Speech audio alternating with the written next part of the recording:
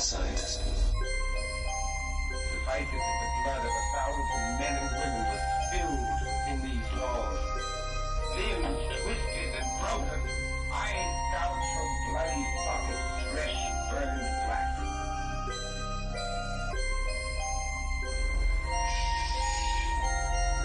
Please. You'll wake the dead. In death, there are no accidents, no coincidences, no mishaps, and no escapes. What you have to realize is that we're all just a mouse that a cat has by the tail.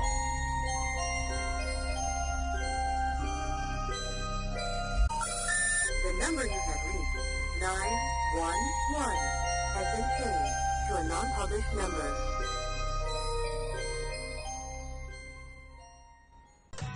Rosemary, are you with us? I am. Okay, great. Can you hear us okay? I can. It's great to be with you both tonight. Well, thank you. It's great for you to come on our show. We really appreciate it. Where do you want to start here? I guess our polls have indicated that people want to talk about vampires a lot. So, I'm not surprised. Okay. Vampires have been extraordinarily popular for at least 100 years. I mean, ever since Bram Stoker wrote Dracula, since the modernists discovered the vampire cults of Eastern Europe, we have been fascinated with this creature, which really has existed in all of our mythologies since ancient times. I think vampires have always been a part of human existence in various forms, and that vampires are very real. Vampires exist. They exist today. They attack the living. They're not like Dracula. You have to forget the fiction models, but vampires belong to demonology and to apparition lore, and they are very real. Now, do you think that Stoker maybe stole part of his ideas from the Lord Ruthven character in Polidori's The Vampire? I think he was actually more influenced by some of the folklore he read from Transylvania. He did quite an extensive amount of research. Certainly a model for the vampire had been established by Polidori's plagiarism of Byron, for example. And the character had existed in popular fiction. I mean, Varney the Vampire. Oh, yeah, Prescott Press? Was it Thomas Prescott Press, I believe? Exactly, okay. Which probably was more than one author writing that. But the real vampire is really more of a demonic character.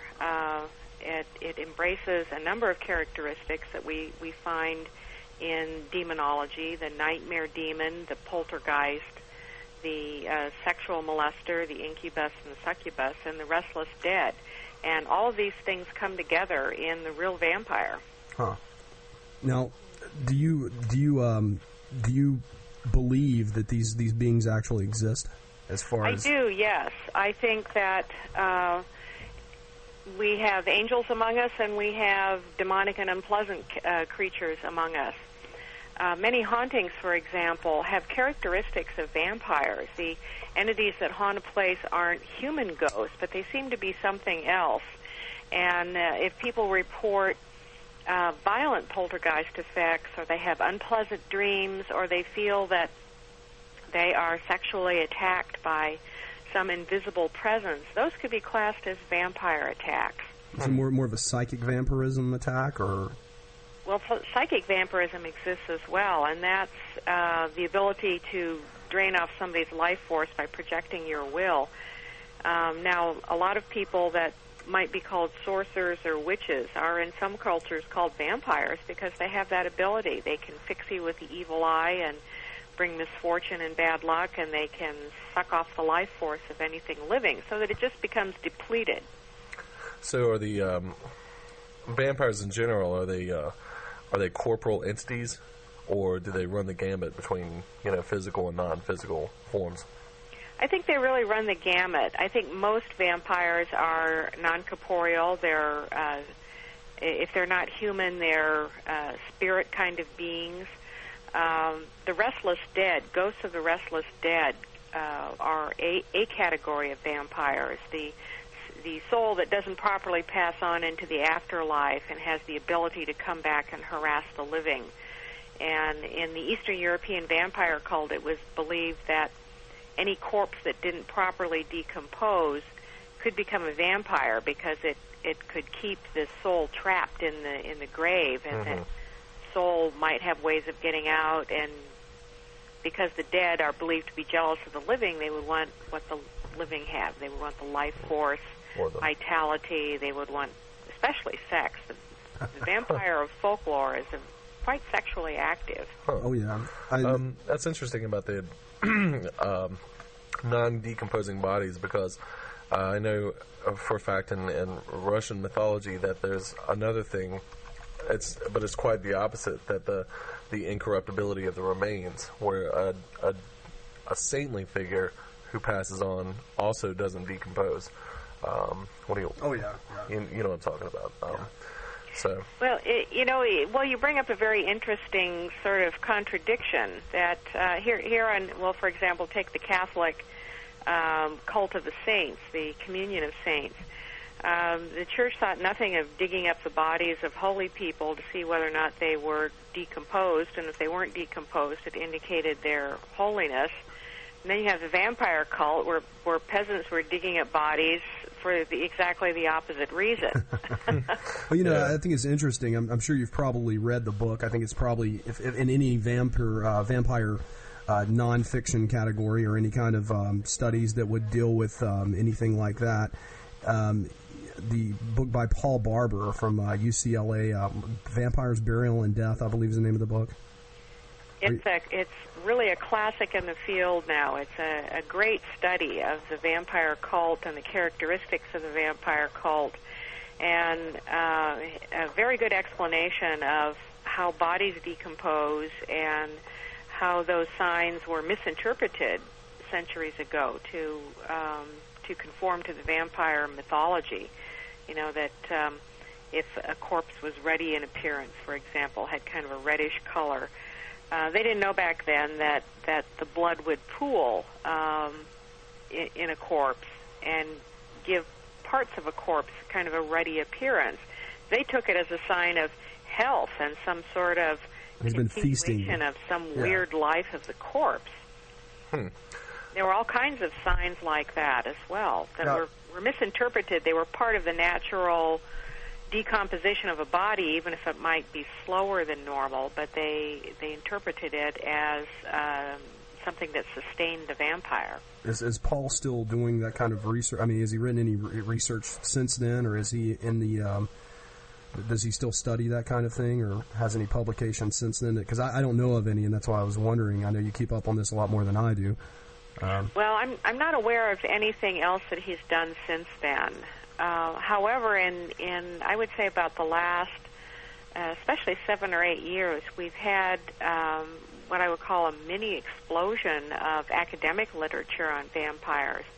There have been a lot of research papers and books that have been translated from Eastern European languages into English. And because of the popularity of vampires in fiction and film, there's been an increase in academic interest in studying the vampire. So there's been some very high-quality literature published that has added a lot to our understanding and knowledge of real vampires. The fictional vampire has become so embellished that it's almost not even a vampire anymore by original occult standards and definitions. Yeah, would you say that if there were a corporal entity that was a real vampire, is the way not really Hollywood defines it, but I just keep thinking back to that movie, the Stephen King movie Night Flyer. Yeah. I mean, that's just like, everyone has this romantic ideal of what they think, the Dracula sweeping you away, sweeping you off your feet, and then you have this really disgusting creature, this thing that has to feed off of life to survive, and it's human life, and it's demonic, and it's, I don't know, how do you feel about that? Well, that's really closer to what a real vampire is, and the earliest representation of a true kind of vampire was the 1922 silent film Nosferatu. Oh yeah, great film. That's an excellent film.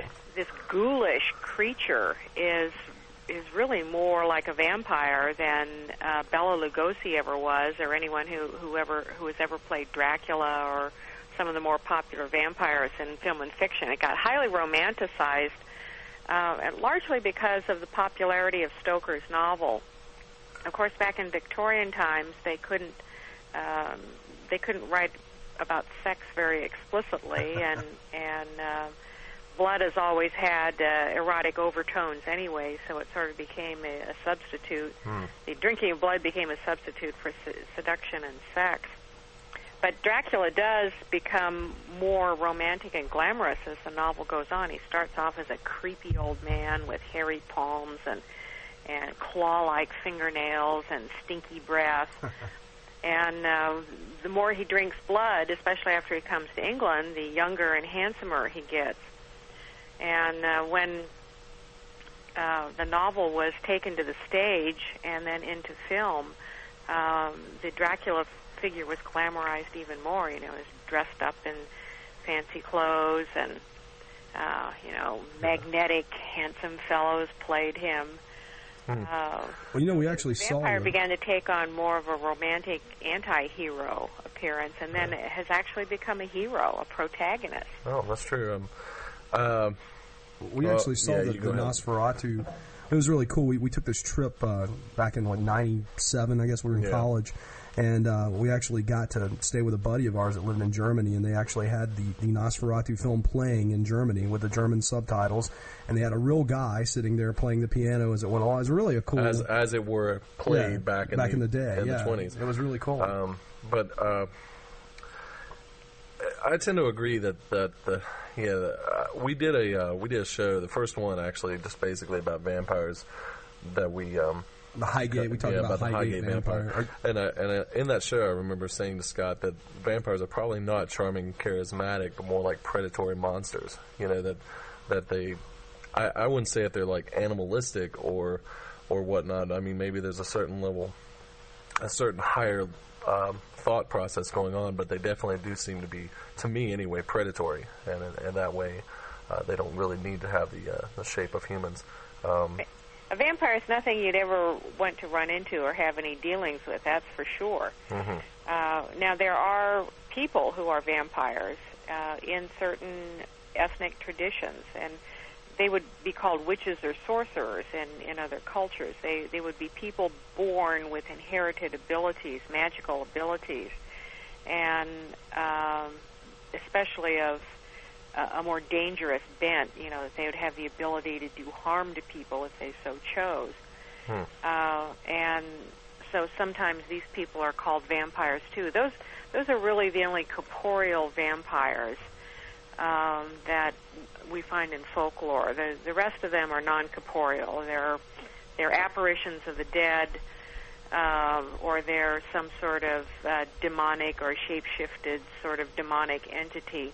In folklore, there are stories about vampires who seem to be real. They go about in the world like real people, and they fool other people and have husbands and wives and act mysteriously and slink off at night to drink blood, and then they're discovered and dispatched, brought to an end. But in cases where people have reported encountering vampires or being attacked by vampires, they are all non-physical. So would you I guess agree with I don't know. I mean, as far as what your belief systems are, do you believe that these physical ones still exist, the kind that I guess Montague Summers would describe as being actual physical, reanimated corpses? Well, I never have believed in myself in reanimated corpses. Okay. Although one thing that I've learned in all these years of studying the paranormal is that it's wise not to ever rule anything out completely, because sooner or later you come across something that seems to be the case. But I do think that something that might present itself as a reanimated corpse would be perhaps a very realistic kind of apparition. There are many, many cases of ghost sightings on record where people see an apparition or a ghost, and it seems so real to them it looks like a flesh and blood person. I've got a question from one of our listeners in our chat room. It's actually from our affiliate, our AM affiliate in Omaha, Nebraska, actually is asking a question. Could you ask her to comment on the ordinary people who call themselves vampires, drink blood, avoid daylight, etc.? And before you answer that, let me, Trent, do you want to give them the 800 number? That's good.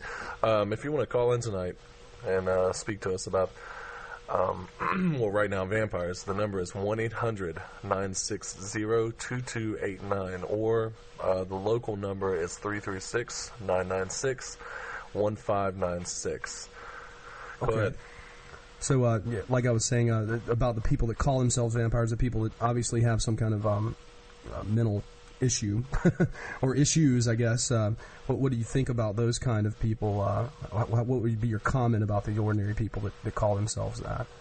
I find the vampire subculture is very interesting, and a lot of them prefer to spell vampire with a Y rather than an I to distinguish themselves as such.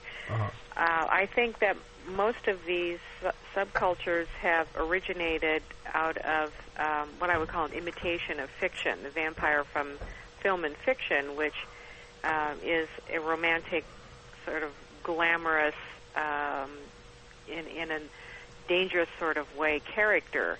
And so the characteristics and practices that a lot of these subcultures have come straight out of fiction, and we don't find them so much in folklore. But the interesting thing is that at what point do these subcultures then create their own reality? Many of them have elaborate hierarchies. They have their own history that has somehow evolved within their groups. They have their traditions, their rituals. And I do believe in the power of collective group consciousness. So to me, it's entirely possible that over a sufficient period of time, if there are enough people who engage in a particular subculture, it becomes its own reality. And it may even be possible for people to acquire what we would consider vampire-like characteristics out of some sort of evolutionary influence of this group consciousness. I don't know how long that would take, but if you have, for example, enough people believing in themselves as vampires, and in order to be that, they have to exhibit and embody certain characteristics, over time, I think that could technically happen. So they sort of become their own self-created type of vampire human. Now, on that note, we also have the fictional notion of a vampire having certain specific, sort of a set list of powers. You know, the ability to influence minds, the ability to shapeshift, the abilities. What's another one? Turning to mist. Various things. Now, do these kind of powers, do they translate into the real deal, or do the more real apparition-like vampires that you speak of, do they have a different set of skills and powers? You know. Well, if we look at fiction, especially compared to the Eastern European vampire cult, which is where we get most of our ideas about vampires from, shape-shifting is part of it, because there is a relationship, for example, between vampires and werewolves in folklore, where one can become the other. But vampires, shape-shifting into, like, animal form to, go about in the world and attack the living, that's not so prevalent in the vampire accounts. They come out of the grave as a human representation and attack the living. There are cases of animals becoming vampires, for example. bats are virtually absent from Eastern European folklore in general, and especially vampires. That pretty much was a Stoker invention. Vampires having supernormal powers is a fictional invention. Well, I have a question. What about the whole idea with the, you can't get a reflection, so the mirror thing, the running water, you can't cross running water, garlic repels you, crucifixes, all of these, that handful of items. Garlic, yes. Garlic is a very ancient amuletic thing against anything evil, and it was true that the peasants used garlic as a way to try and ward off vampire attacks and to keep vampires in their grave. Stuff a corpse's mouth with garlic, for example. Sew it shut and cut off the head with a sextant spade. Yeah. Running water also is a very ancient belief, a very universal belief as an antidote against evil, because water is pure, and so therefore it repels anything evil. So if you're trying to get away from a vampire, a ghost, a witch, anything evil or malevolent, if you can get across running water, they cannot follow. When a lot of vampire corpses were dug up and mutilated or cremated, especially if they were cremated, it was very desirable to throw the ashes in running water, because that would totally destroy the any sort of physical vehicle that the vampire could hang on to sustain itself. Crucifixes, that was an overlay of Christianity. The pagans, prior to the Christianization of Europe, didn't use crucifixes. They stuffed cotton into a corpse, garlic. They put seeds in coffins, the idea being that the vampire required sustenance, and so it would have all these seeds to eat and wouldn't need to get out of the grave. Iron is a universal antidote against evil. Iron stakes. Rosemary, let me interrupt you a second. We have a caller. We have a caller for you. Okay. Okay, in just a second. You want to get this straight? Sure. Caller, where are you from, and what's your question? This is John from Messina, New York. Hey, John. I've got a question. I'm curious. Does she know? Does she have an estimate about how many real vampires exist in the world? Is there a certain amount of people that she thinks is vampires? I don't think anybody really knows, because a lot of the subcultures of living vampires, many of them are very secretive. Some of them are more open, and we see them from time to time on documentaries and shows about vampires, but many of them are very quiet and secretive. And I don't think, I wouldn't hazard a guess as to how many. I don't think it's a huge number of people. I don't think it's a big portion of the population. Okay. I'm curious, how typically how long does it take you to research and write a book? An encyclopedia takes me, on the average, 2 to 3 years. And then if I revise it, and some of them have been revised for second editions, I put about another year and a half into that. So they're very time-intensive and research-intensive, and I spend a lot of time reading papers and, delving into the books and academic literature, the popular literature. I interview people. For my encyclopedia on vampires, werewolves, and other monsters, I'm a fan of the horror genre anyway, and novels and films, but I read a lot of novels and looked at a lot of films, too, because I had to write them up and compare them and look for patterns and characteristics that were true to folklore and were fictional embellishments, that sort of thing. But I love my work. One more question. How did you get interested in vampires? Have you been interested since your early childhood? I've been interested in all things paranormal since I was real small. Psychic ability runs in my family, and I have psychic ability. And I think when you're sort of tuned into some of the invisible realms, you're either afraid of them, you don't want anything to do with them, or you want to find out about them. And in my case, I wanted to really learn more. And I was a teenager when I read Dracula, and like a lot of people, you read a book like that, and it sort of grips you and never lets you go. Yeah.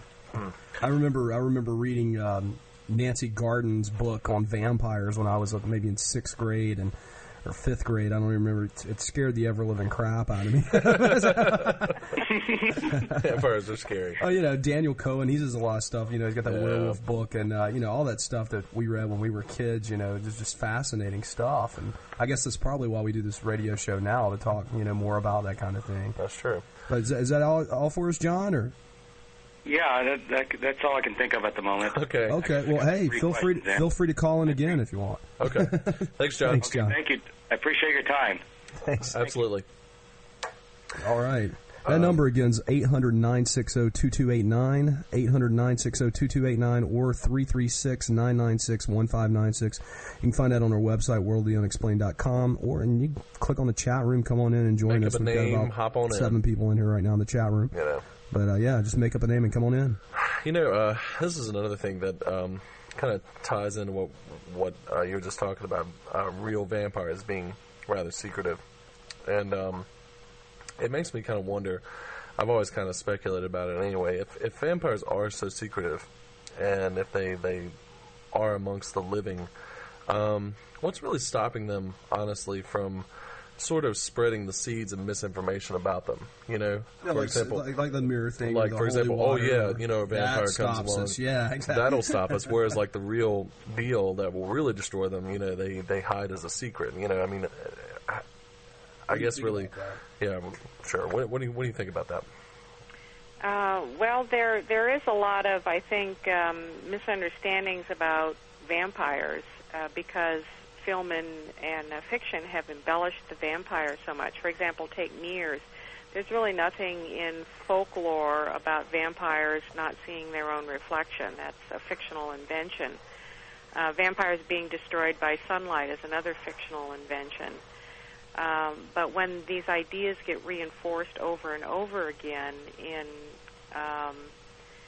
representations, that they enter the collective consciousness. Mm-hmm. And when belief takes hold, it creates reality. And so there's like a whole new vampire reality that has been emerging in the last 100 years that is very different from the folklore vampire.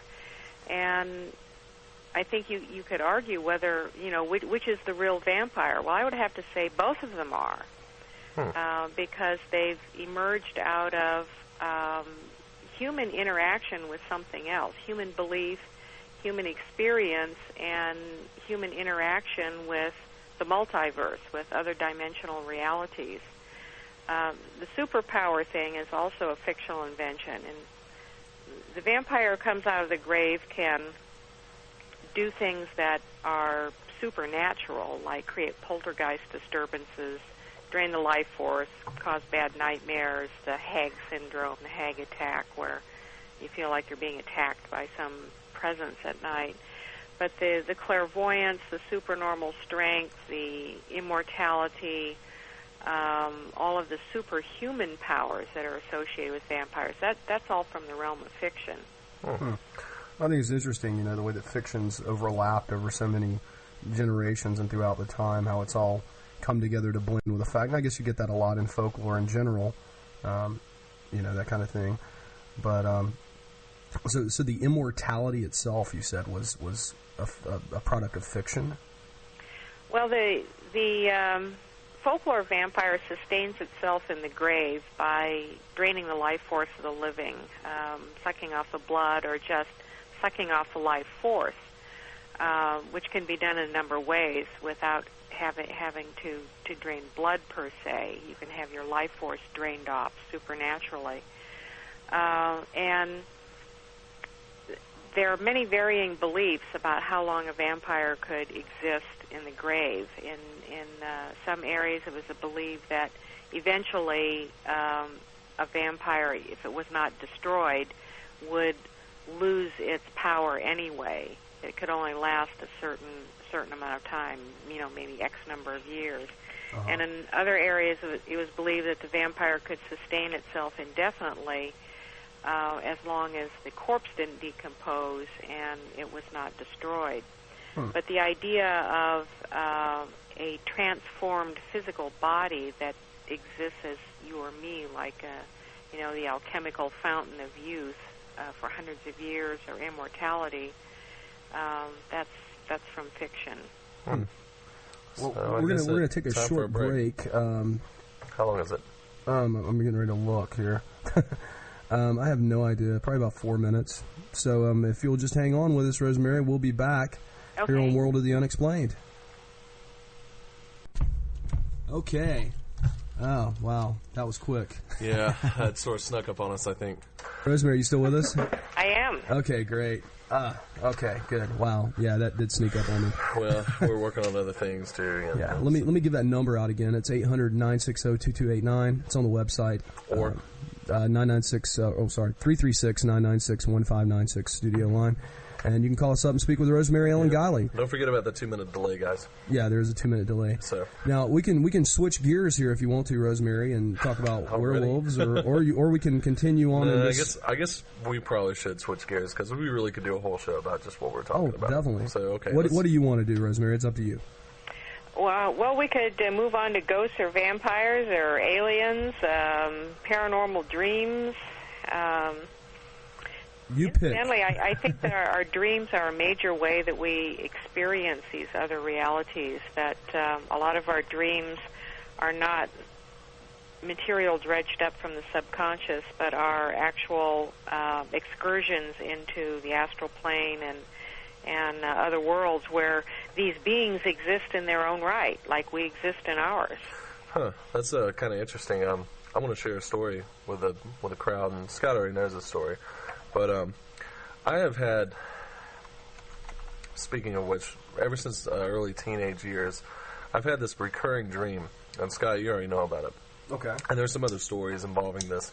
But it's a dream where basically the entirety of the dream, I'm sort of in a dark place, wrestling, physically wrestling a humanoid figure that's more like a black silhouette with long arms and legs. It doesn't really have a definable face, but in place of eyes, it has like two candles, I guess, or little flickering flames where the eyes should be. And it's a recurring dream, and it's a very interesting one. And of course, the dream always ends in not really having an outcome, or I don't even know why I'm wrestling this entity or whatnot. But I guess really my question is, what do you think of recurring dreams? Well, oftentimes there are different ways to look at it, and from a conventional standpoint, a recurring dream would be interpreted as something that's not being resolved, and it'd be an issue, a belief, maybe in the subconscious fear or something that, or some sort of response that gets triggered in certain circumstances, and that's why it keeps coming up. Another way of looking at them is it's an experience that we've had and can continue to have in other realities, and there's a reason for it or something we need to understand. Something like a monster, like you described, from a conventional dream standpoint, monsters often represent something we haven't come to terms with, because they're dark, sometimes they're unformed, they're scary, they're often symbols of something that needs to be confronted.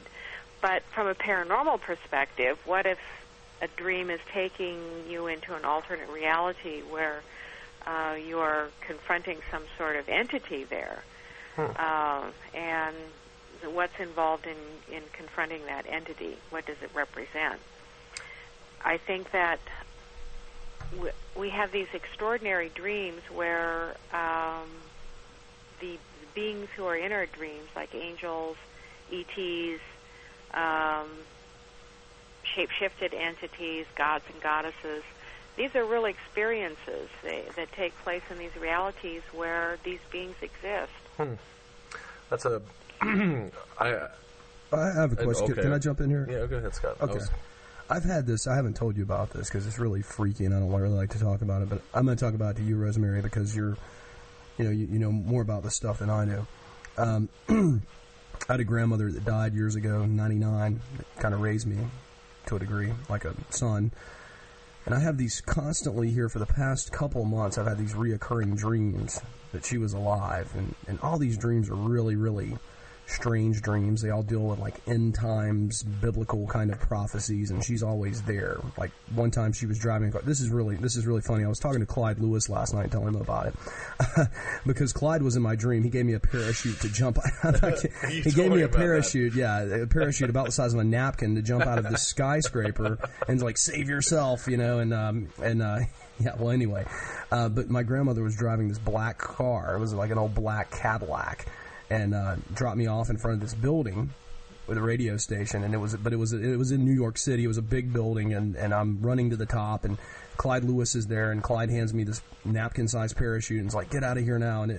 But not only that, but like last night, I had this other dream where she was actually more of an evil figure that had come back to haunt. She was calling me on the telephone and stuff, and I knew she was dead. But in these other dreams, I never realized that she's actually dead. But in the dream I had last night, she's calling me, and I know she's dead, and these dreams really creep me out. Do you think it's something unresolved? Do you think there's something, I don't know. There may be something unresolved that had to do with your relationship with your grandmother, whether or not you were able to have closure with her before she died. Did she die unexpectedly? No, she had terminal cancer. She died in the home. Uh-huh. So I was 20, I don't know, it's 99. I was 30 now. It's been a while. You're 30? Yeah, I just turned 30. But yeah, it's been a while, and it was something that was expected. We watched it go down. Hospice was called in. The whole routine. Right. It wasn't unexpected at all. Well, one question that could be asked, like if we were to consider this dream from a more paranormal perspective, and I do believe that we have a lot of after-death communications with dead people through dreams, more than any other way. Is there something that she's trying to communicate that she was unable to communicate while she was living? Oftentimes the dead will appear in our dreams to give legitimate warnings to us, comfort, advice. Sometimes they simply want us to know that they're still around, they're okay, they haven't ceased to exist. That's quite a thing. Okay. Go ahead. Sorry, I know that freaked you out there, and yeah, sorry. Anyway, okay, well, let's put you speechless, didn't I? Let's look through, I guess, history. You hear of other sort of mythical dreams. One that kind of strikes me to mind right now is, and we talked about when we were interviewing Jay Smith, the Dream of Constantine, where it was the night before a very large battle, and he dreamed that he envisions this deific figure that told him to paint the sign of the Chi Rho, or Chi Rho, of the symbol of Christ on the shields. Oh yeah. And the next day, apparently, he did this and was victorious. I mean, that's just one dream that I can imagine offhand, but I'm sure that dreams throughout the centuries through very prominent and important historical figures have occurred.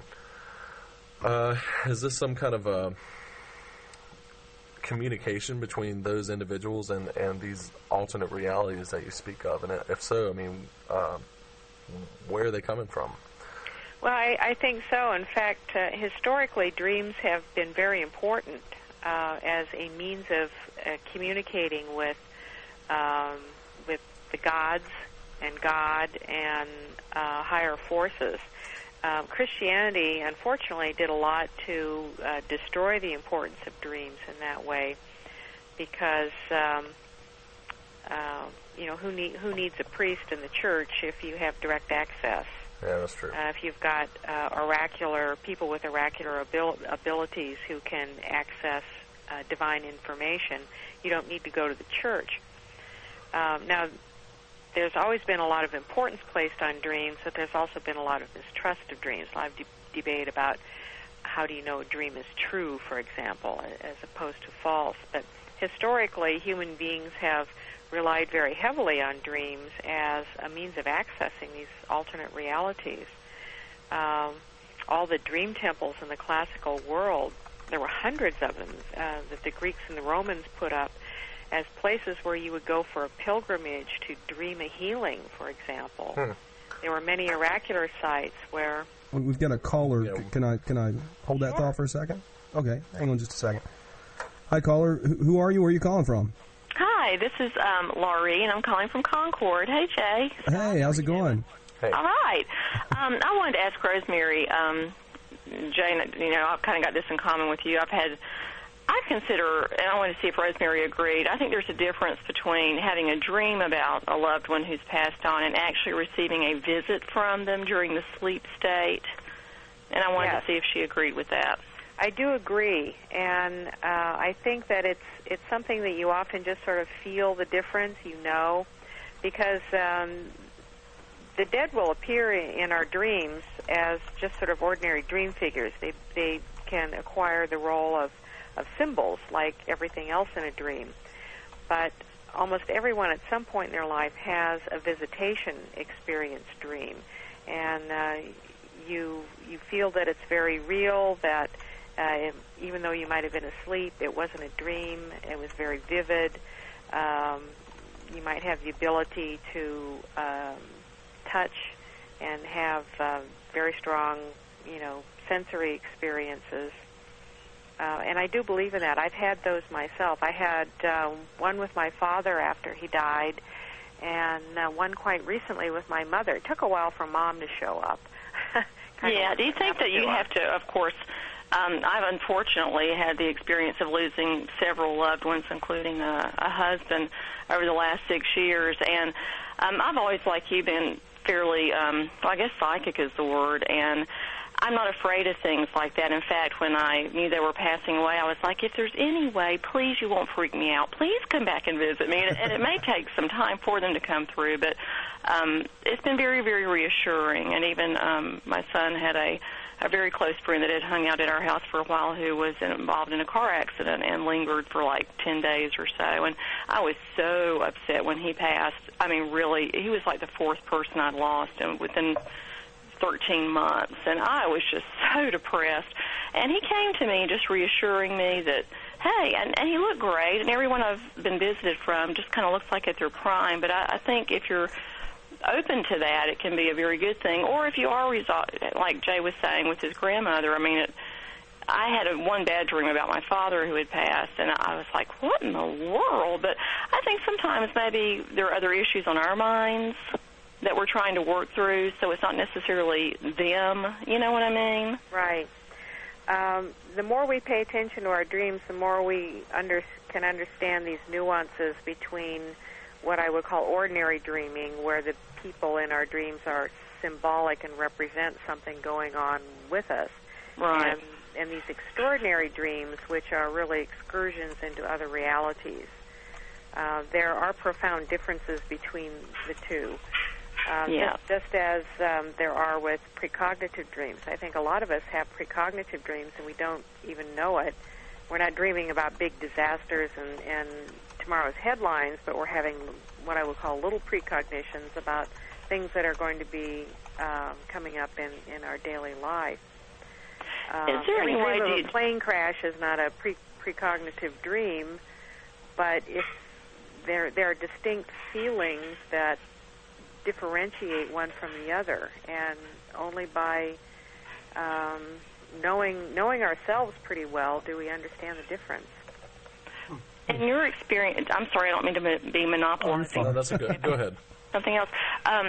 Is there any advice you can give to someone? Like, I've had, I guess, precognitive thoughts come to me, and then like 3 weeks later, something would have happened, and then I'd be like, have the aha moment. But at the time I was getting these feelings, I had no clue what they were about. Is there any way to kind of hone that or, sharpen it so you're recognizing maybe I need to pay attention to something, but how do you know how to apply it, or, you know what I mean?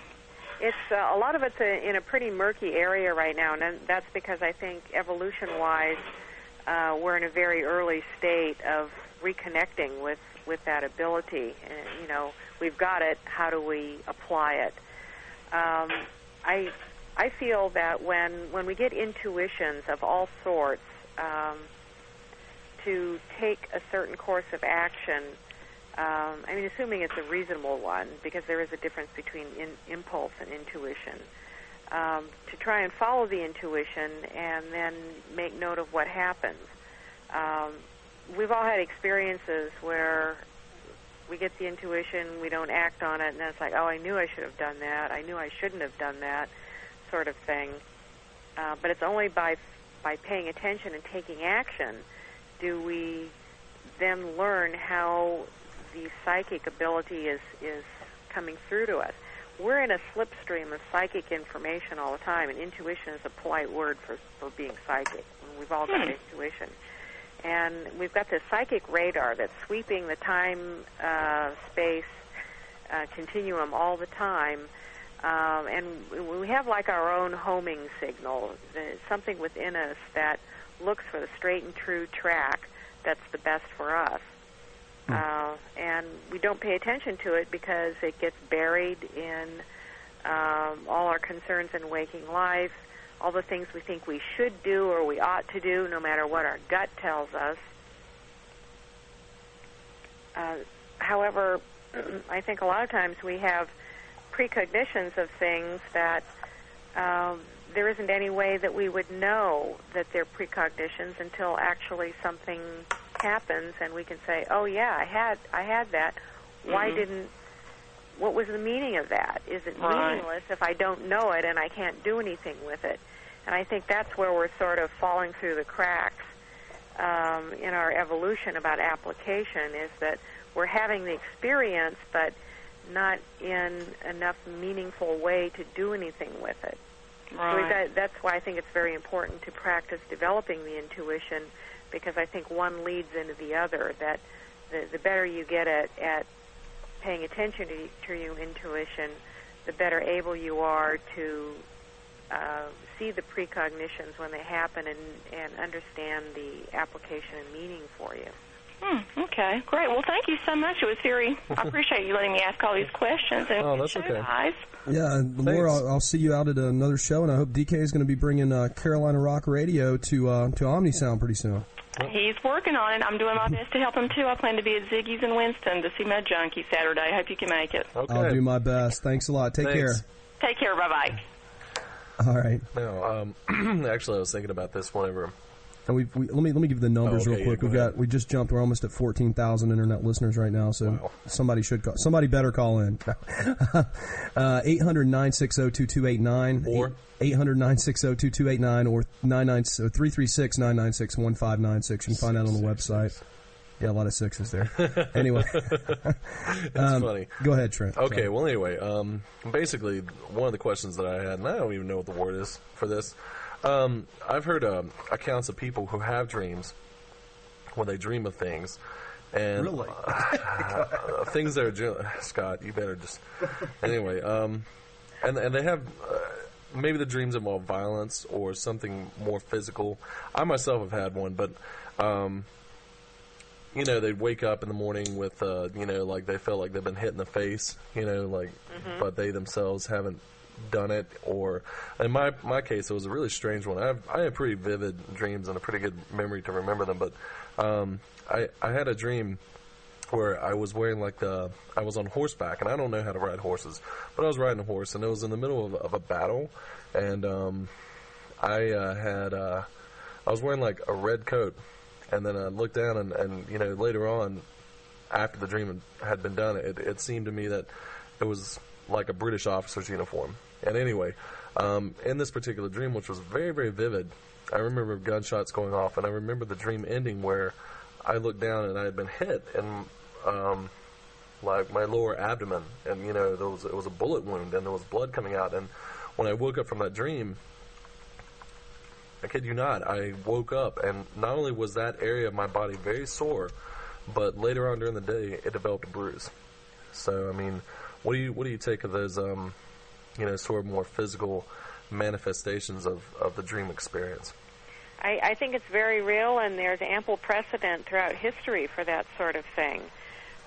This would be a class of extraordinary dream where we are in another reality, in the timescape, so to speak, having a real experience that leaves a physical impact on us that we bring back into the material world. One of the earliest and best examples of that was St. Jerome, who was a pagan scholar, and he lived, it was around the 4th century or so, and he had a very vivid dream one night where he was taken up into this council of gods, or you could, by his description of them, you could call them angels even, and he was taken before the seat of God, who brutally criticized him for being a pagan scholar. Why wasn't he converting to Christianity? And he was beaten up in this dream. And when he woke up the next morning, he was black and blue with bruises. And he converted to Christianity and he's saint now. Oh, well. But that's a very early example of that sort of thing, and I think it does happen. If that were my dream, I would give it a past life interpretation because of it sounds to me like it's connecting with a past life experience that has a lot of power, a lot of psychic power to it. Mm-hmm. It may be useful to do some past life regression, find out more about this particular life. There may be some sort of karmic connection between that experience and that life that's important for you in this life. I think that... Do you think that hypnosis works on that, maybe?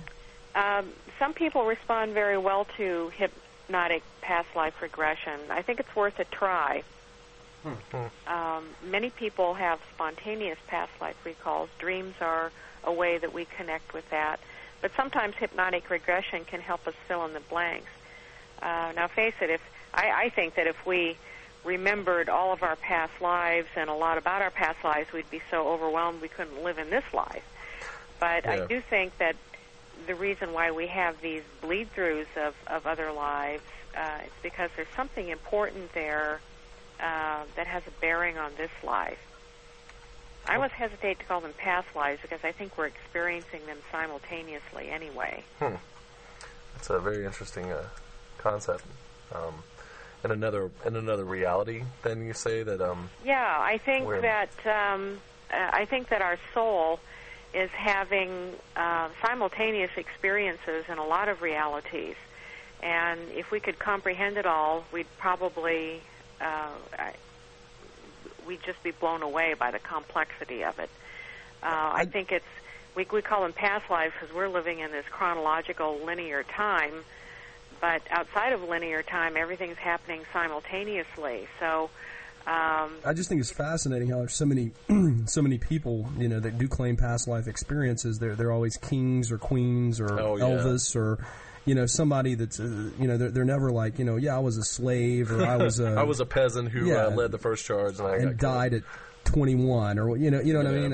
It's well, those are the ones we hear about a lot. But actually, some years ago, regressionist Hazel Denning did some very interesting studies where she determined that most past life regressions were about very ordinary, mundane lives. And that was kind of reassuring, I think, to a lot of people in the field. But, yeah, we hear about the sensational ones. Oh, I was a nobleman and, wealthy this or a queen. And I just wanted to be Elvis, that's all. It's not going to happen. Maybe a piece of you is. Maybe. Somewhere. Anyway, but that was a very interesting dream. And like I said, I'm not even a very astute scholar of British history, but I could easily tell it was, sort of into, sometimes in dreams you sort of like, yes, this is a fact, and this other thing is also a fact. Just sort of things that, made up part of the facts and details of the figures that in the dream that I really honestly didn't know about in my conscious mind, I guess. But Anyway, Scott, do you have another question? Oh, no, I was just going to say we're going to have to take another short break here, if that's okay with you guys. And that'll be about, 3 minutes. And we'll be right back here on World of the Unexplained in about 3 minutes. And Trent, you go ahead and give them the numbers. Okay, guys. That number is, or the two numbers are 1-800-960-2289. That's national. And then, of course, if you're in the K-Vegas area, or that's Kernersville, by the way. That's Kernersville, by the way, yeah. It's a sarcastic thing. Anyway, it's 336-996-1596. That's the other number. All right, so we'll be back in just a moment with Rosemary Ellen Guiley. You're listening to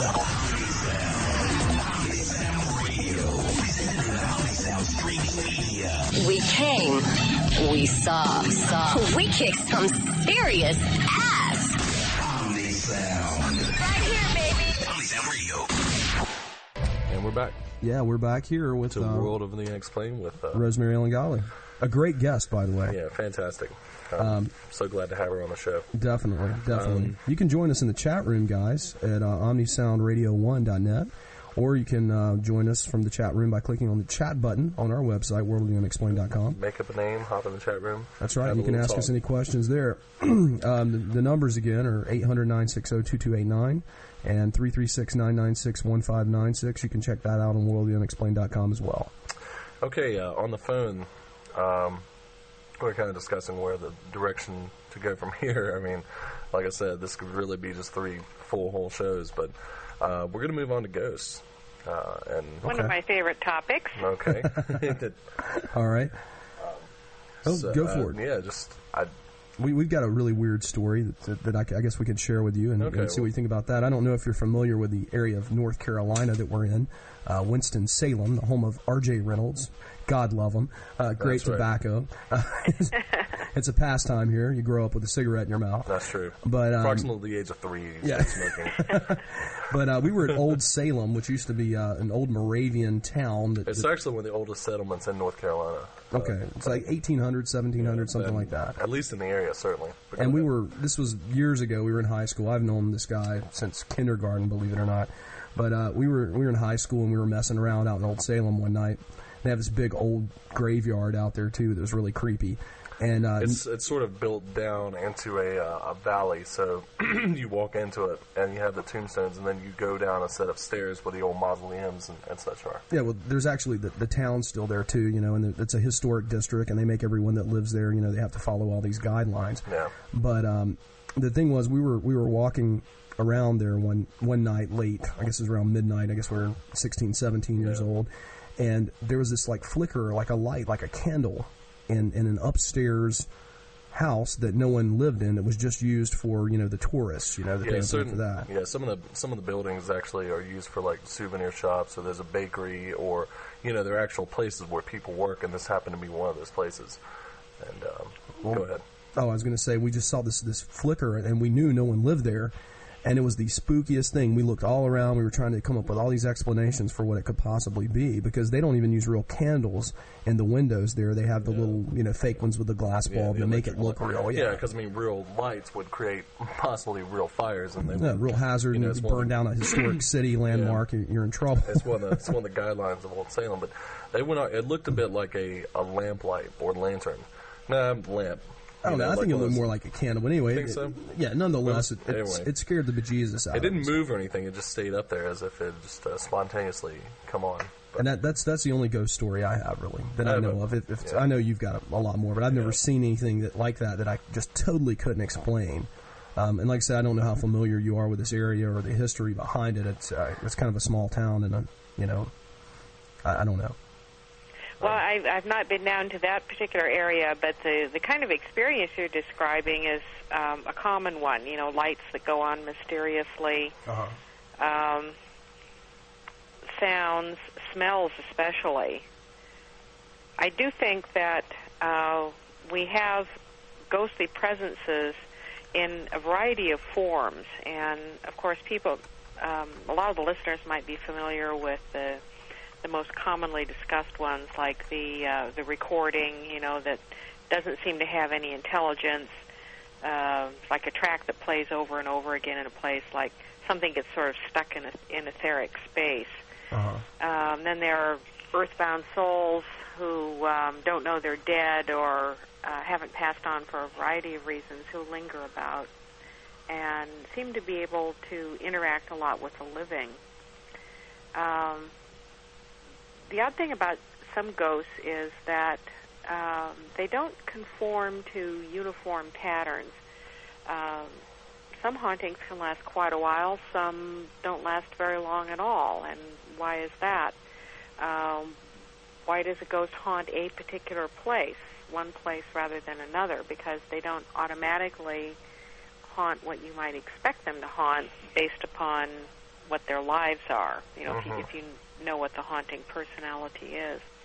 I think actually that the living probably have a lot to do with whether or not there is a haunting, how it acts, and how long it stays.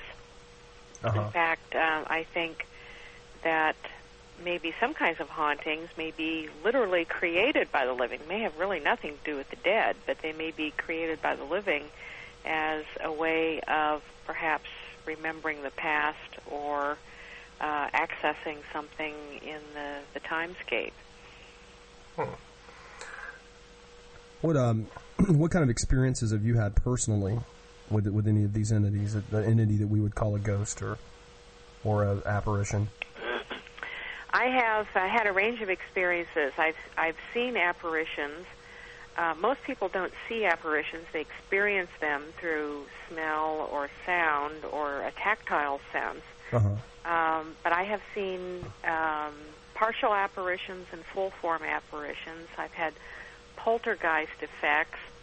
I've had ghosts who, what I would call, do dream invasion, where that's where you're sleeping in a place that's haunted, and ghosts come into your dreams, and they come in as ghosts, and they're kind of ghostly in the dream itself, and that has been documented in the ghost literature as well. I've had tactile sensations, the cold spots. I do a lot of field investigations of haunted places. I work very closely with the Maryland Paranormal Investigators Coalition. I live in Maryland, and I'm an advisor to that group, and also to a coalition of ghost investigation groups in New Jersey. And we use a combination of things. We use equipment, video cameras, digital cameras, 35 millimeters. We have all of the high-tech gadgets. EMF meters. Yep, we've got those. We do EVP, electronic voice phenomena recordings, to try and collect hard data. But a lot of times it's your own individual subjective perceptions that reveal a haunting. Sometimes they can't be captured by equipment. They can only be experienced. I think it's useful to have the opinions of psychics. Those are going to vary quite a bit because psychics have their own subjective frameworks too. But a lot of times a psychic or a medium can add information that validates data, for example, or validates or corroborates somebody's personal experiences.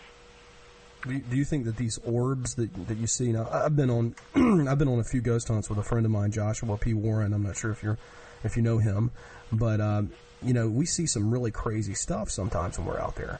And I have seen these orbs, that we can't see with the naked eye, flit by one of our video cameras, and you can pick it up, and it's erratic and it behaves funny.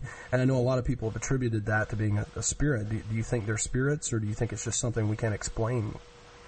Well, right now I'm highly skeptical of orbs. I think the jury is still out on them. I don't know Joshua personally. I'm very familiar with his work. I wrote a testimonial for his book on ghost hunting, by the way. Oh, good. I've got that book, actually. Well, there should be my blurb on the back cover there. It probably is. But they're quite controversial, and boy, people can get really heated up about orbs. The thing about orbs is we had no orbs until we had digital photography. There really was not an orb phenomenon before that. And so how do we explain orbs? I think, and I get photographs all the time emailed to me, as a lot of ghost investigators do, people wanting to know if there's anything paranormal in their photograph. 9 times out of 10, there's not going to be anything paranormal in a photograph. There's a natural explanation. And I think that there are a lot of natural explanations for what manifests as orbs. However, there are always photographs that can't be explained. So there's a legitimate orb phenomenon, but I think it's been greatly kind of exaggerated because people do interpret the insects, the dust specks, the pixelation in digital photography. They give it a paranormal twist.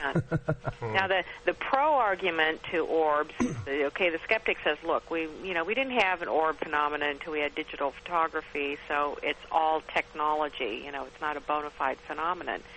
And the people on the other side of the fence are saying, well, this technology has made it possible to experience this phenomenon. This phenomenon is out there in the landscape, and we just haven't been able to pick it up until we got the right technology. So there are two arguments that neither one can be proved right now, but I am highly skeptical of a lot of orbs. I was recently taken to a place that was supposed to be, literally alive with orbs, and I was ushered into a horse barn that was full of hay dust.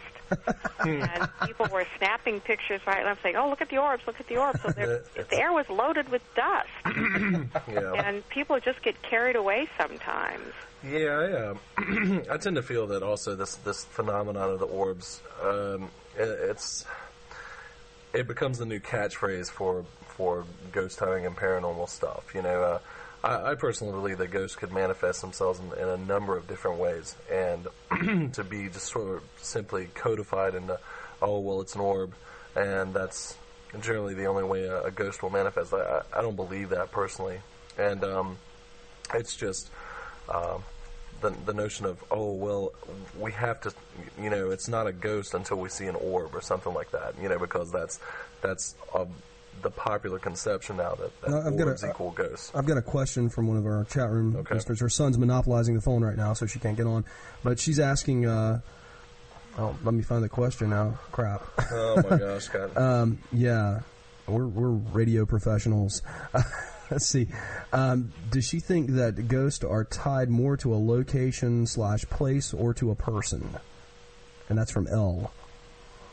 I think that most ghosts are tied to place.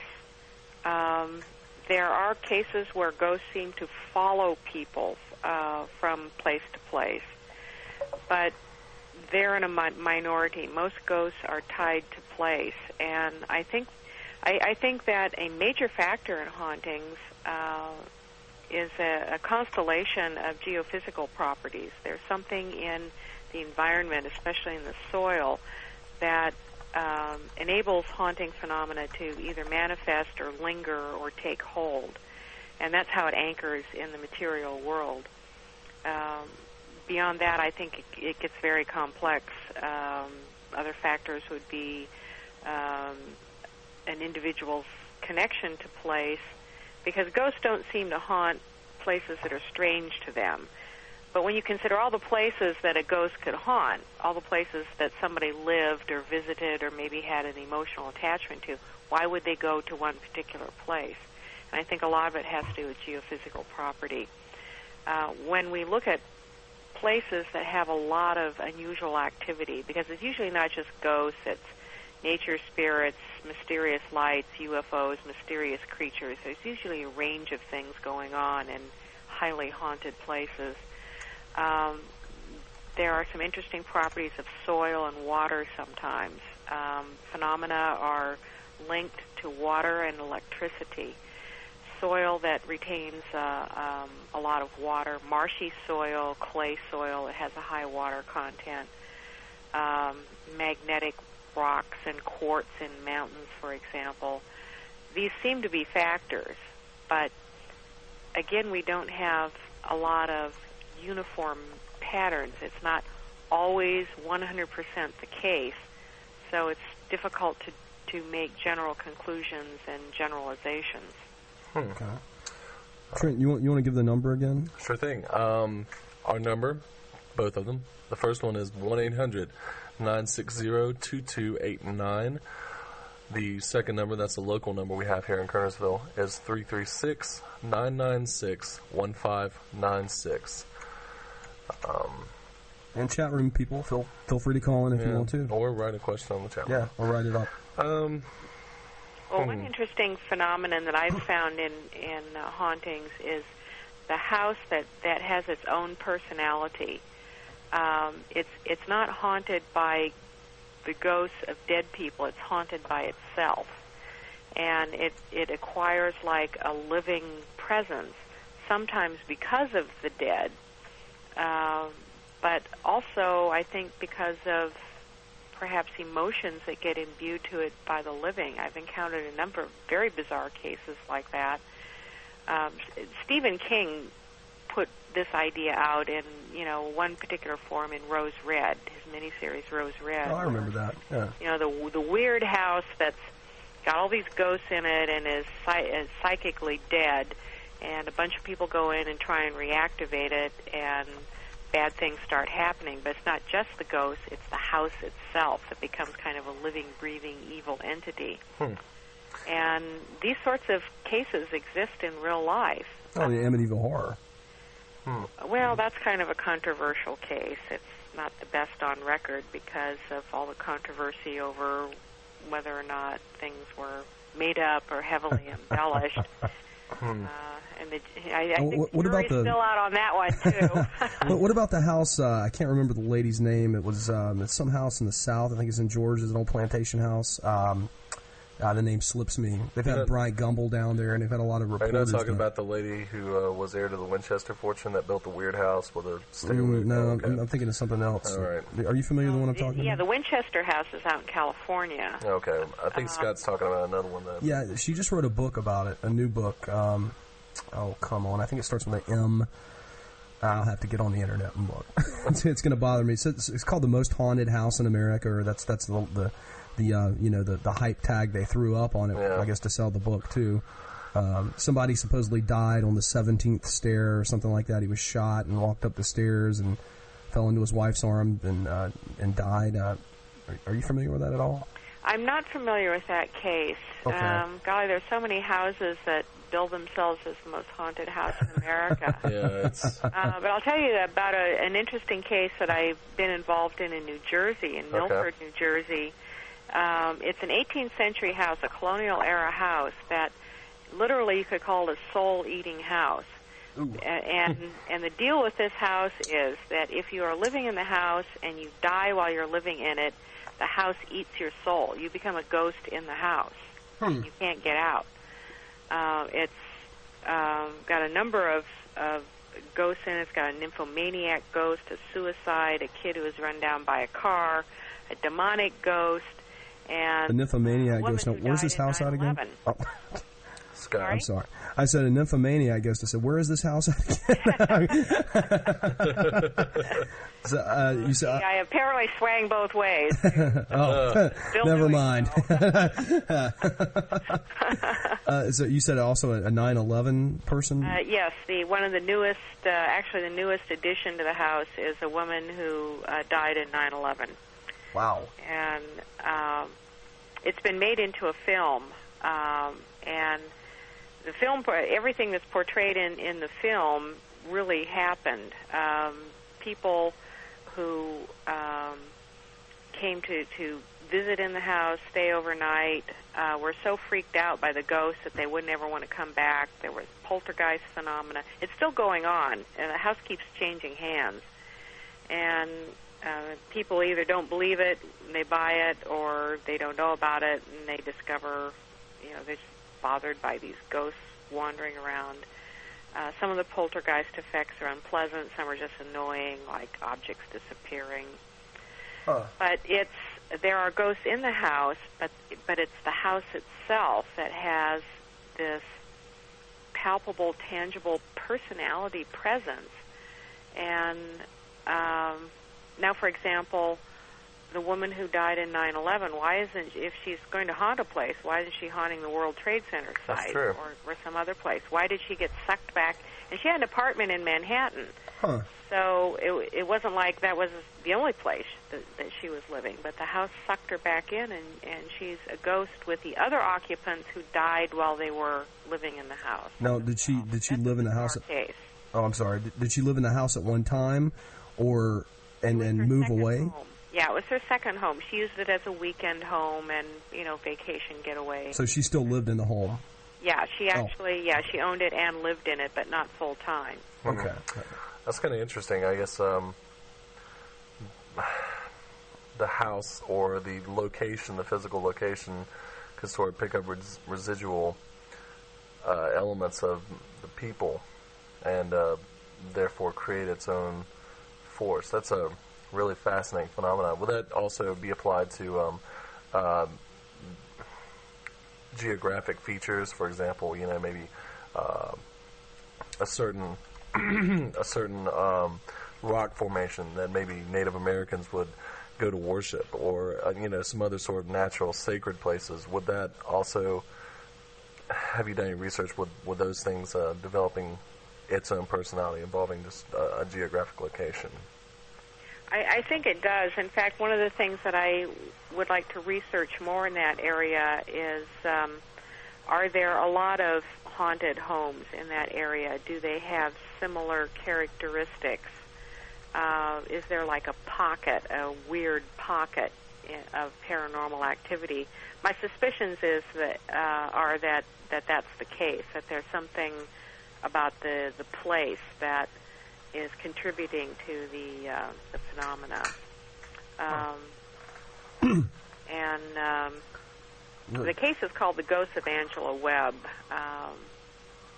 which is the name of the film that was made about this. It was investigated by a couple of psychics, and they were just getting their investigation kicked into high gear when 9/11 came along, and the owner was killed, and her parents sold the house, and it's gone through several changes of ownership since then, and subsequent owners have not wanted to participate. But we do have some documentation from when the woman who died in 9/11, when she owned the house, because she did let the investigators come and look around the house, and she was interviewed by them. So the film actually made it out then? Myrtle Plantation, that's it. Chat room, thank you. Myrtles, yes. That's the one I was thinking of. I think that's down near Baton Rouge. Yeah. It's been pretty well documented that a lot of that haunting lore has been made up. Oh, man. I think that, from what I can tell, just because I've not been to the Myrtles myself, that there's some genuine haunting phenomena there, but the story about the slave who accidentally poisoned the little girls has not been able to be historically documented. Huh. Yeah, haunted houses are big business. Oh, yeah. I'm sure. But the interesting thing is, and here again, this gets back to this whole idea of, like, how much do we participate and even create some things? Because people who go to the Myrtles, who are familiar with that story, they have experiences that validate the story. So it raises some very interesting questions about just what's really going on. Who's doing what to whom? I mean, are there really ghosts interacting with us, or are we sort of creating ghosts out of some sort of expectation? Well, it's interesting that you mentioned that, because I don't know if you're familiar with Joshua P. Warren's project. He was telling me about it the other day. It's the Genesis Project. Are you familiar with that? No, I'm not. He's taken a glass of water, basically, and he's put it underground somewhere, I believe. And what he's doing is he's trying to get every radio show he's on, he talks about it. Every chance he gets some media, he talks about it. On his radio program, he talks about it. He's trying to get everyone to make something grow. out of this plain water, and they're going to take it to the lab and check it later. But that's the idea. That's why they're calling it the Genesis Project. That was an interesting idea. Yeah, that sort of mental thought and collective belief would. If we all concentrate on this glass of water, can we make life form? Basically. Yeah. Has he had any luck? Last time I talked to him, no, I don't guess so. The project's still young. Yeah, I was going to say the project is still young, and I don't think they've really. They're going to wait until a certain time and then take it out and then send it out to the lab. So I'm really interested to see what it comes up with. Actually, some crazy stuff. It could be. Yeah. That is an interesting concept, the way that all ties together. And, I mean, who knows how much of our mind we're really using, because, they say we only use, 5 or 10% of it, and who knows what's locked away in those other recesses of the brain and what kind of powers we may actually have. Mm-hmm. Well, we're starting to talk about magic, and magic is very real. I just completed an encyclopedia on magic and alchemy that'll be out later this year, and magic is a real force. It's a real power. It's been totally demonized by religion. It's been made fun of by the media. A lot of people think magic, if it's not evil, it's Mickey Mouse running around in a wizard hat commanding brooms. And when actually magic is about marshaling your inner powers to align with higher forces, whether you consider that nature or the gods or God, to make change in the physical world. And high magic is about the path of enlightenment and spiritual purification. But the three elements of magic are thought, will, and imagination. And you project those, you align those with higher power, with higher forces, and project that through intention for something to happen. And amazing things can happen. I think you're absolutely right. We don't even begin to understand our true power to make things happen. We're just, we sit around as passive observers waiting for miracles to be visited upon us when we could be making miracles ourselves through the use of magical power. But magic is a dirty word to a lot of people, unfortunately. Well, that's funny. You talked about the people, the vampire purists. We got a caller. We got a caller. I'm going to put him on hold for a second, though. I just want to finish this thought out. But when you talk about magical, purists, like vampire purists, they've got the Y spelling of vampire, and the magical people have the K spelling on the end of magic, to denote that this is this is different. This is real. But let's take this call real quick here. Caller, where are you from, and what's your name? What's the question? Hi, my name is Robin, and I'm from New York. Hey, Robin. Hey, Robin. Okay, I have a question. I was wondering what she thought of the Lizzie Borden place. Okay. You mean, is it haunted? Yeah. Well, I think it is, and I think it falls into that category of places that are haunted because something horrible and violent took place. There's something about intense negative emotions and violent acts that imbues something into etheric space and can create a range of phenomena. We rarely find hauntings related to super happy events, but we often find hauntings related to tragic events and violent events. Huh. Wow. Is that good for you, Robin? Do you think possibly that it's residual because of what happened there? It's a residual haunting? Yes, I think that it falls into that category. A lot of hauntings that are tied to violent events, to me, seem to be residual. They're like imprints that are left. If you think of etheric space as like a curtain or something, it's like something that gets stamped on the curtain and can linger on for quite some time. Mm-hmm. A lot of battlefield hauntings are residual hauntings as well. They're almost like recordings and imprints that, especially the recordings that just play over and over again. You have another question, Robin? Or? No, I don't think I do. I just wanted to see what she thought about that.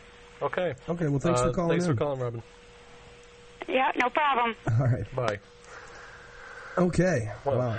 Okay. Now, are we taking a break?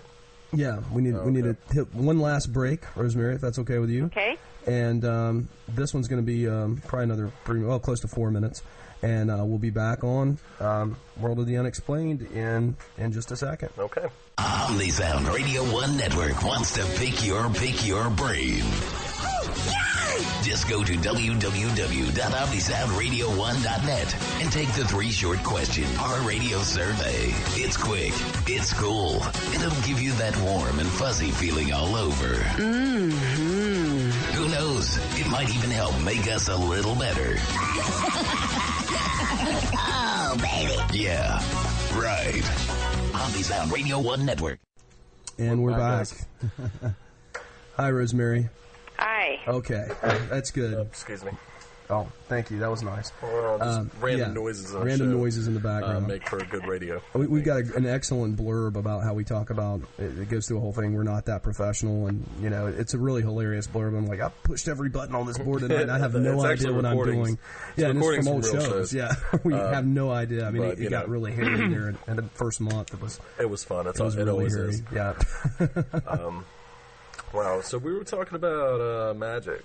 Yeah, well, we really weren't talking about magic. I just brought it up because the vampire with the Y, the magic of decay. Yeah. You want to get into werewolves, or you want to stay on the ghost thing, or where do you want to go? Cthulhu. Well, we could certainly talk about werewolves. Okay. I think that's another very fascinating area. Lycanthropy. Yes. That I believe in werewolves. Uh-huh. I think there's probably no one category or explanation for them, the same as vampires and a lot of things.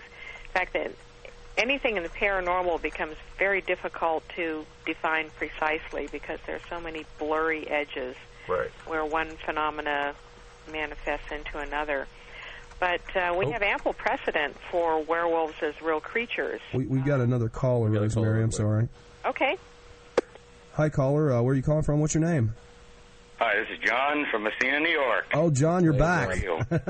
I'm back, yes, back and I'm back. Okay, I have a question. John? You're on ghosts and everything, my favorite subject. What does she think of shadow ghost? Because in the past I have seen shadow ghost. And before I answer that, I'd like to just ask you how you define a shadow ghost. Well, it's just a... What do you mean by that? Some kind of form. I've seen in the past going down staircase, just a dark shadow. Looks like a person, all big, puffy, going fast down and moving, fast. Right. This is a very common kind of ghost. I've seen that myself too, where they seem to be in a hurry to go somewhere. They are often seen going up and down stairs, ducking down streets, going in and out of buildings. There's a whole phenomenon that I'm researching right now called the shadow people, and this seems to run a gamut of things from what I would call dark ghosts, the dark silhouette kind of ghostly form, to some sort of entity which seems to be intelligent and interact with people and sort of have its own agenda. They're not quite ghosts, but what the heck are they? And I've been collecting a lot of anecdotal material from people who... I've got something up on my website, by the way, which is visionaryliving.com. And if you've had an experience with a dark, shadowy ghost or something that you feel might qualify as a shadow person, like you intuitively felt you could call it that, I would love to hear from you. What was the name of that website again? It's visionaryliving.com. Okay. It's also on our website. There's a link there. Okay. Also, I'm curious, what's the most haunted place you've ever been to? You've studied? Well, gosh, there are a number of them, and the Angela Webb House would be one that I was talking about earlier in Milford, New Jersey. But I had occasion to go out to Thornwood Castle, which is just south of Tacoma, Washington, and it's a bed and breakfast. It's a big manor house, that was the setting for Rose Red. Okay. And there's quite a bit of ghost activity there, and there's a number of ghosts. The original owner of the place is there, his daughter, the daughter's second husband, and a lot of ghosts of unknown origin. There seem to be ghosts from the past as well there, because people report seeing a lot of figures in period clothing from England. Now, the owner imported a lot of pieces of old castles and manor homes from England when he built the place in around 1911 or so. But I was there one night, and I wasn't really doing a formal investigation. I just wanted to go and spend some time there and see what happened, and they gave me the whole place there by myself. I was the only one in there. There wasn't even a staff person in it. Oh, gosh. Scott wouldn't be there. No, I'd be gone. Well, I have to admit, it did unnerve me a bit when I checked in, and at first I was delighted that there were no other guests there, because I thought, well, if anything happens during the night, or any strange noises, I know that it's not going to be the guest, down the hall or on the next floor or whatever. And then I found out that there's no staff people there at night either, and they give you a special telephone code so that if you're freaked out in the middle of the night, you can call and someone will come over, Wow. That's crazy. Ghostbusters. So they've got all these rooms that are done up in different decor, and they have diaries in all the rooms where people can record their experiences. And there were a lot of anecdotal testimonies in there about things that happened in the different rooms, and the ghosts that were also seen out on the property. So I did experience phenomena there. There was, I was staying up on the third floor, and the room below me there was quite active. One of the most common phenomena are the sounds of heavy stuff being dragged around, and like someone is moving heavy furniture about or banging things around. There was a lot of banging and moving around going on down in this room, and I could hear voices. Huh. But there was nothing, you go into the room and there's nothing there. However, the next morning, some of the furniture was rearranged. And that was kind of freaky. And another thing that happened to me was in the morning, I'd left my door open in the bedroom all night so that I could try and catch as much as possible. I tried to stay awake all night, but eventually I did fall asleep. But anyway, I got up in the morning, and I was getting ready to go down to breakfast, and I heard footsteps come up the center staircase, and then I heard the sound of somebody playing billiards. There was a billiard room down the hall from me, and I thought somebody on the staff was, playing a little pool before they had to go to work or something. I went down to the billiard room, nobody in there, and the pool cues were just laying on the table, and there was not time enough for anyone to exit the room, and if they had exited the room, they would have had to come out in the hallway that I was walking down. So there was some billiard-playing ghost, and when I went down to breakfast, and I was being served, and I asked if any of the staff were, in the house doing any sort of work, and the woman said no. She said, I'm the only one here, and I've been in the kitchen fixing breakfast. Wow. So, that was an interesting experience. Does that get it for you, John? Yeah, thank you. Your guest has been wonderful, and Scott and Trent, you've been great. You got another A-plus show. Thank you, John. Thank you, guys. All right. Okay, open up that phone line again there. Fantastic. Just in case. Do you want to go back to the werewolf thing? That's really up to her. We've got about 8 minutes left, and then we're gonna wrap this up. So if there's anything you want to talk about, any new books coming out, any I know you do a lot of traveling and you give a lot of speeches to a lot of different organizations and things of that nature. Yeah. What's coming up in your world, Rosemary? Well, I'm just starting the spring and summer conference season, where I will be out doing a lot of speaking again this year. I'll be doing a lot of regional ghost conferences on the East Coast. I'm going out to St. Louis to the American Ghost Society's 10th annual conference. That's this summer. The Maryland group that I'm involved in, we have a number of haunted weekends planned throughout the year for Harper's Ferry, which is very, very haunted place. A very good activity there, and we stay in the Hilltop House, which is haunted itself. The last time we had one of these weekends, almost everybody experienced some sort of phenomena. So you've got several of those coming up, and the information for that is on my website on the calendar page. Okay, that's visionaryliving.com. Visionaryliving.com. So I'm collecting more ghost lore for another book, ghost stories and data, and I'm also very pleased to be part of a new series of books on the paranormal for the young adult audience that one of my publishers is launching, and I'm writing some of the volumes, and I'm also serving as general editor. And I think it's real important to put quality information on the paranormal out to a young audience, because young people get fascinated by these topics, and they want to know more. You know, they read Harry Potter, and they want to find out, is Harry Potter real, for example. And so to do books about the paranormal that objectively examine things.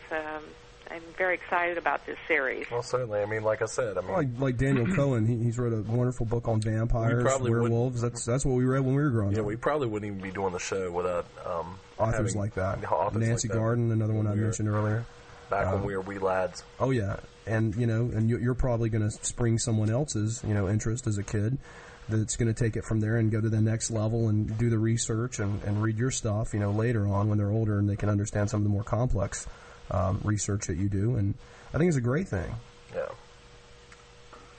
So that's what I've got mapped out for this year and my writing. I also cover ufology for Fate magazine. I've been writing for Fate since 1992. I'm consulting editor now, and I write on a lot of different topics, but especially ufology. So I try and keep my fingers in a lot of different pies. Oh, yeah. Well, there's so much out there, and like I said, you're one of the few guests that we've had on that covers everything. Yeah. Yeah, I mean, that's why I said, I don't even know what to put on the site. I was like, because she can talk about anything. Yeah, really. That's true. And you definitely have to come back and talk about all those things we didn't talk about this time. Definitely. Yeah, we'd love to have you back. We could do a whole UFO show if you want to. I mean, it's... I'd love to talk about UFOs and also some research that I've done comparing ETs to vampires, especially. Okay. I think that in many respects, the abducting alien is today's vampire, one of today's real vampires. Okay. There are so many similarities between real vampires and the abducting ETs.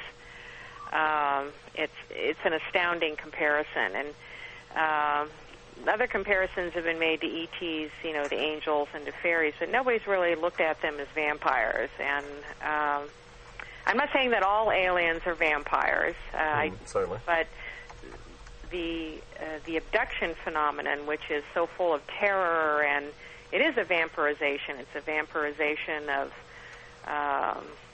body fluids and tissue and sexual material, and that's true. Very draining. You hear the stories of the probes and the different experiments that they try, and I could see how you could link that with what you were talking about earlier with the idea of the blood and everything, and the vampire, the sexual experience. Yeah. Huh.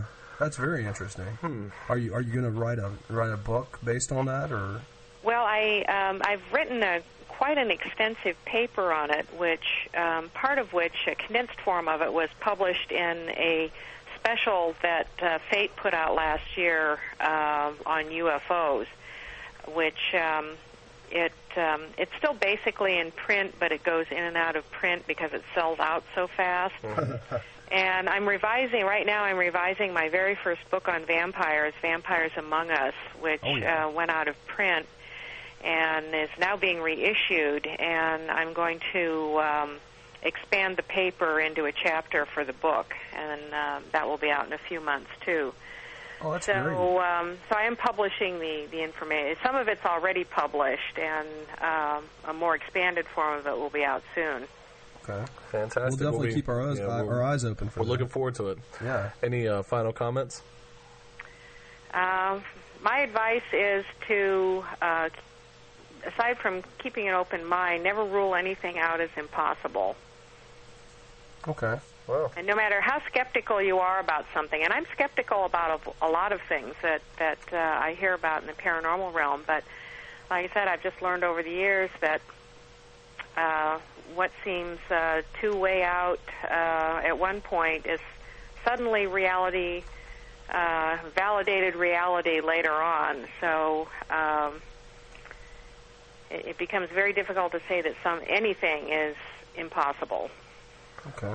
Well, thank you so much for coming on our show, Rosemary. It's been great. It has been absolutely fabulous. Trent, thank you. Absolutely, and you have to come back. Definitely have to come back. I would love to. All right. Fantastic. Well, thank you so much, and we'll see you next time, I guess. All right. Okay. Thank you. Good night. Thanks. You have a good night. Bye-bye. Oh, what an interesting guest. That was awesome. That was like three shows, really, in one show. That's right. It was. Only a World of the Unexplained where you have 3 shows in one. 3 shows in one. That's right. It's the bonus plan. Actually, 4. Well, now we've got something coming up here. Scott's crazy idea. It's my crazy idea, so I'm going to take full credit for it. Yeah. It's the Woe2 Crack House $2 pyramid.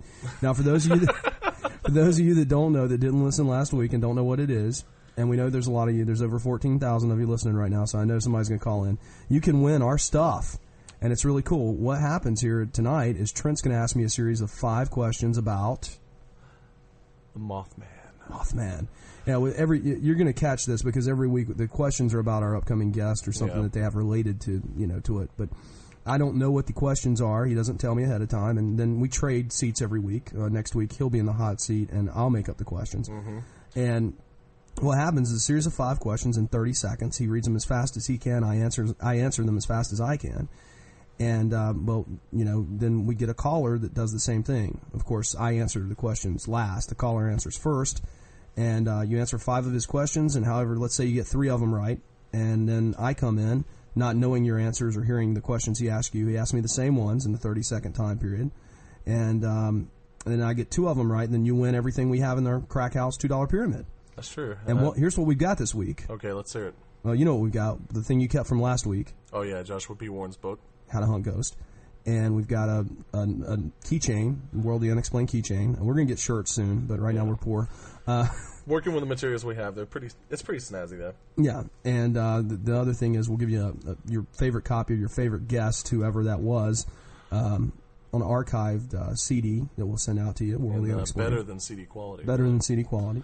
And that's basically that. But see, if I answer more questions than the caller does, then that means that that I get to take one of the items back out of the Crack House and keep it until next week. And we're going to start. Either way, you win. Yeah, either way, you still win. The archive CD and the keychain, and that good feeling inside. Uh-huh. But we really want you to win because we want to give this stuff away, and that gives us, we're going to be putting more stuff into the Crack House $2 pyramid. Later on as we go through the show, I've got a couple more books Adam Go-Rightly had sent me that we're going to throw in there. And, just all kinds of stuff, usually dealing with our guest, past or future, that we'll be giving away. So, play the music, Scott. I've got this new intro music. We want to thank Jeff Straub, and I'm trying to remember, maybe our producer can tell us what the name of the company is that made it, because we own the music to this now too. It's really catchy, really game showy, and I like it. It makes me feel catchy like Pat, in the 1975 Pat way. Sajak. Let me ask him who's the writer of the music. He's typing now. I'm typing now. You can hear the sound of the keys. For the Crack House, because I want to give them props because it's only fair. Right. And anyway, so here's what we've got. We got the Joshua P. Warren book, How to Hunt Ghost. We've got the keychain, and we've got your choice of any of our archived past shows, CD quality on a CD delivered directly to your door. Neon Audio is the name of the company. We want to give them props. Neonaudio.com. And And Jeff Straub. And Jeff Straub for doing the voiceover. So play it, man. So here's the music we've all been waiting for. And it goes something like this.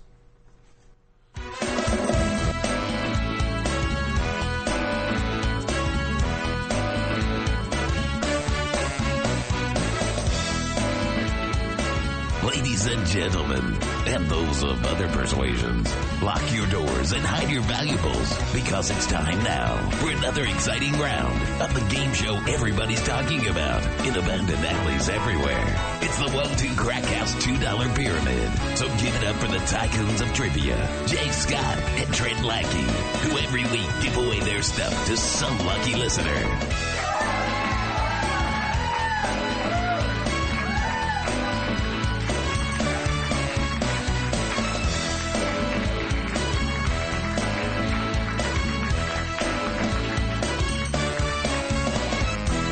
Fun. That was pretty fun. We might want to give the numbers out, Slick. Okay. You know? Yeah, so we have a caller. Yeah. That would suck if nobody calls. Somebody's going to call. Somebody's going to test you. I mean... okay, somebody... Yeah. I'm in the hot seat now, and we got a 2-minute delay, basically. Somebody's got to call. The number's 800-960-2289. That's 800-960-2289. John, you can call back and play if you want to. Or 336-996-1596. You can get those numbers on the website, worldlyunexplained.com. The topic tonight is about the Mothman.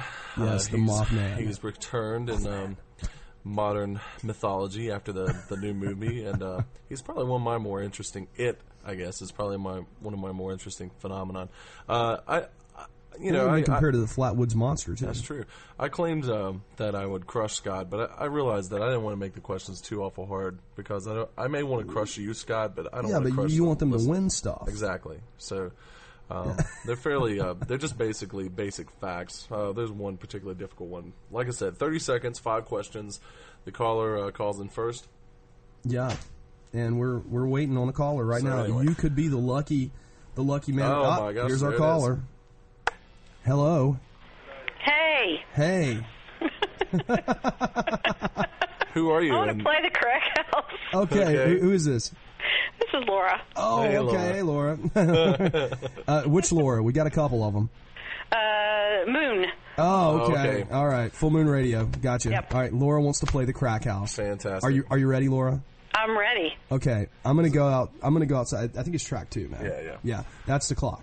All right, I'm going to make sure the volume's up on that, though. Okay. All right. I'm going to go outside while Trent asks you these questions, and then he's going to come back and get me. Sound good? Okay. So, all right, Scott has here to I go. Meander out to the... Is it cold outside tonight? It's probably, last week I was thrown out in the rain and cold. Scott actually just told me this game show idea that night, so I was told, hey... Sorry, it's your bottle. Don't ruin the studio, okay? All right. Move along. So what'd you think of the music, Laura? That's awesome music. Yeah, it totally is. I know. I just keep thinking there should be like a big wheel that you have to spin. Yeah, but not this time. I want to tell you before you started. Okay. Played track 1. It's the Sanford. Something to listen to. Oh. Well, okay. I guess I'm going to get started here. When the ticking clock starts, that's the actual time. You have 30 seconds to play, and when the buzzer sounds, that's the end of the time. So you ready, Laura? I'm ready. Okay, here we go. Question number 1. What year was the Mothman first sighted? 1965. Oh, that's very close, but not quite. What state was the Mothman sighted in? Iowa. Once again, incorrect. What is the name of the bridge that collapsed that was associated with the Mothman? It's also found in the movie. The name of the bridge. I have no clue. Okay. Next, over what river... Oh, my gosh. Wow. The year was 1966, Laura. So Are you kidding? Yeah, 1966 and 1967 was the name of the year. Anyway, but Scott didn't really hear that. Okay, so Scott might bomb on these, and I guess I'm just going to go ahead and get them then. Okay, yep, go for it. All right, here we go. Okay, Laura, Did not get any, unfortunately. Did she get any? No, but she got ridiculously close. Laura's smarter than that. Come on. I know. She was. He made him ridiculously hard, didn't he, Laura? I was so close, though. I know. Really? She really was. Okay. Well. Anyway, man. I swear. Okay. We're going over, man. That sucks. Okay. Well, anyway, we're going over time, but that's okay. We're gonna have to beef it up next week and start. That's over. true. All right, Scott. Let's do it. I'm ready. All right. Well, let me put it on the track. You ready? Here we go. I'm ready. What year was the Mothman first sighted? 69. Once again, wrong. What state was the Mothman sighted in? West Virginia. That is correct. What is the name of the bridge that collapsed that was associated with Mothman? Pass. Okay. Over what river was this bridge located? The Ohio River. Okay. Also correct. Where did the local newspapers get the name Mothman? An old lady. I don't. Shit. I don't know. Wow. Where? Actually, is 69 one right? No. You're close too. It was 1966. What did you say, Laura? I said 65. It was God, you were really close. I really felt sorry. West Virginia, actually, Point Pleasant, or the area around it. The name of the bridge that collapsed that was associated with the Mothman was called the Silver Bridge. Oh, I should have remembered that. You know, I've even read John Kill's book, too. Yep. And the river, of course, was the Ohio River. And apparently where the local newspapers coined the name Mothman, actually came from the Batman TV series.